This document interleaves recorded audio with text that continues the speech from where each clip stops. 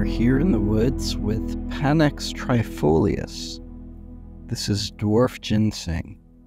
I have a lot of it growing on my land, and here, at least where I live, early spring, things are just coming up out of the ground.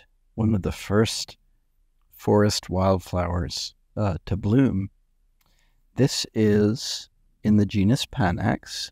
It is related, of course, to American ginseng, Asian ginseng. It has medicinal uses, but it is not something I would ever use. It's just so small. You can see by the leaf litter how small it is, and maybe I'll insert my hand here. You can see how small a plant it is. A beautiful little plant. So I personally would never use this for medicine. Don't think we should, just because it is so small and native. It is an interesting illustration of a botanical phenomenon known as the arcto tertiary disjunction. If you want to win some points at your next cocktail party, you can mention the arcto tertiary disjunction.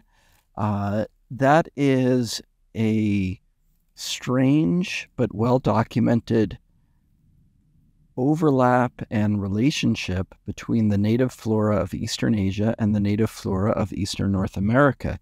So the genus Panax, the true ginsengs, of course there are other plants within the ginseng family, Araliaceae, that live in other parts of the world, but that genus itself, Panax, only is native to Eastern North America and Eastern Asia. So Eastern United States and Canada, as well as Eastern China, Korean Peninsula, Japan, Taiwan, that part of the world, and nowhere else. And that is true of other plants. Sassafras, for example, partridgeberry, which is Michella, is another example. Tulip tree, liriodendron, sweet gum trees, liquid amber.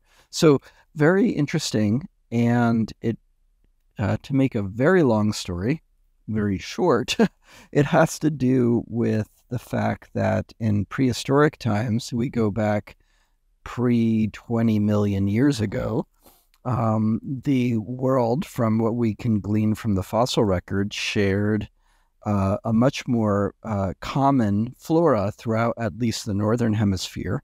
And around that time period, 10 to 20 million years ago, there was a cooling and drying period that happened climatically around the world. Didn't affect everywhere equally. So for instance, the Midwestern and Western United States, what's now the Midwestern Western United States, changed much more dramatically than the Eastern United States. And same thing with Asia. Eastern Asia changed much less than Western Asia, Central and Western Asia. And as a result, we have these two pockets of native flora that actually have a lot in common between these two areas. It's the strongest disjunction in the world that exists. And it's one of the reasons, probably the main reason in a sense, that so many Asian plants do very well in this part of the world. The climates are quite similar. Both are home to mesophytic, biodiverse forests, forest ecosystems. And we see a lot of non-native Asian plants doing well in our environment, and vice versa.